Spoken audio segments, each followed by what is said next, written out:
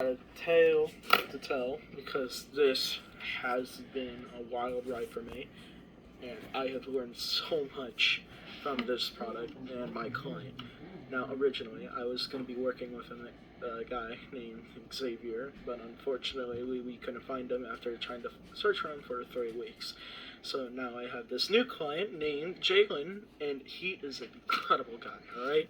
He is buoyant, happy, and excited to meet everybody. It's a wonderful time.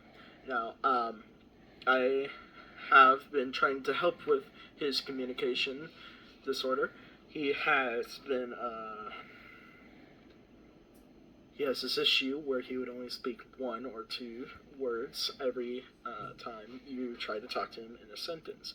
So he won't say it to you, but he'll say it after he repeats it from what you said. So, an example is like, what is your favorite color?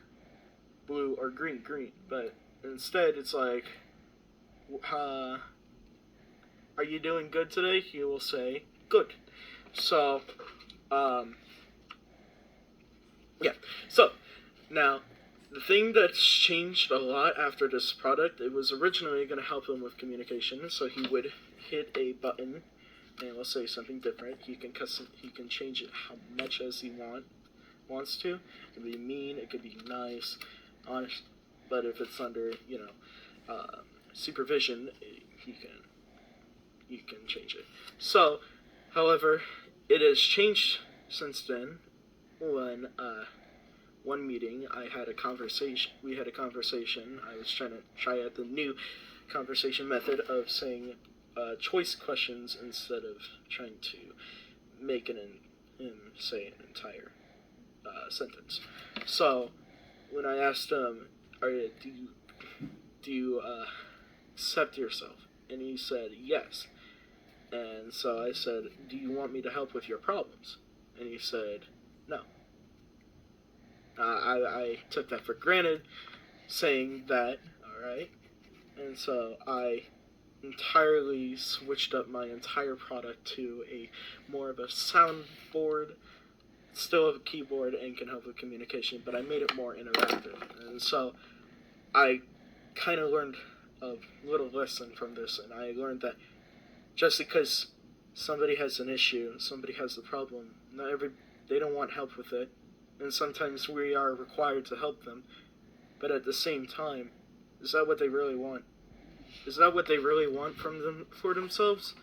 And so I had to answer that question when making this and switching everything up, and I decided, you know what, I will switch everything up. And Kaplan helped me with this, idea of just switching everything. And so I just took that in and re-scrapped it, and now it can be a piano for him to play around with, since honestly his entire thing is about dancing, grooving around, listening to hip hop, rap, Tupac. Anywho. So I switch it up, so now he can listen to beats, he can make it himself. Now he has more control, more freedom to do whatever he wants to do with it. And so now I came up with this. This is the Audio Explorer, like I explained before.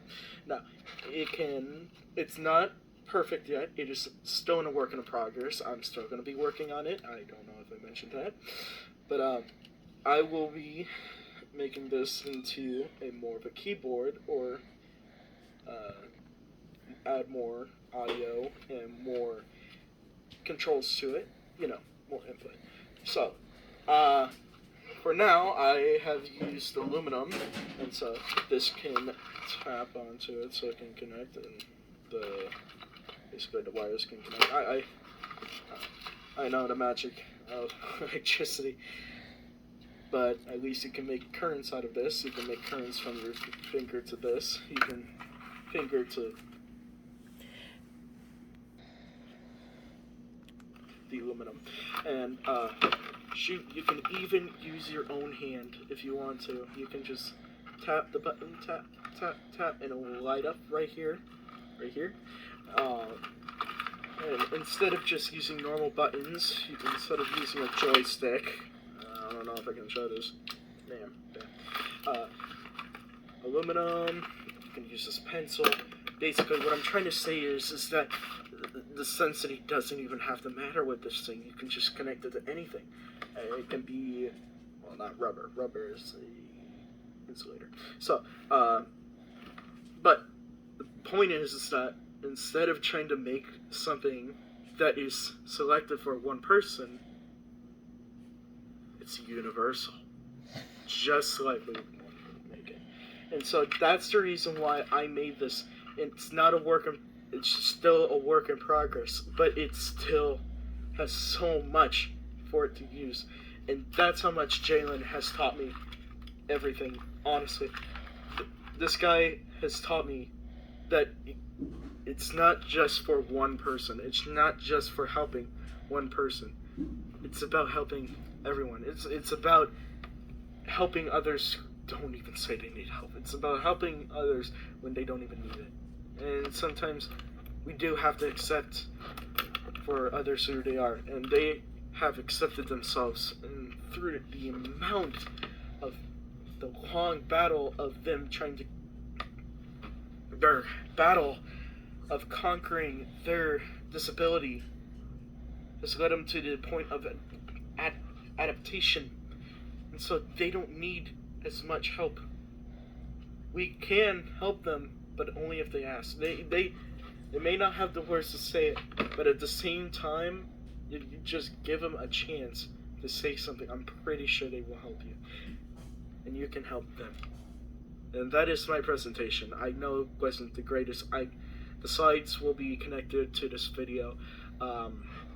However, you can still see my other presentation. It is also to be continued. No, it's done. It's done right now. So, thank you for watching, if you are watching this. And thank you for listening to this presentation. And thank you, Kaplan, for giving me extra time on this. I am very grateful and wish to see you next year. Alright, goodbye.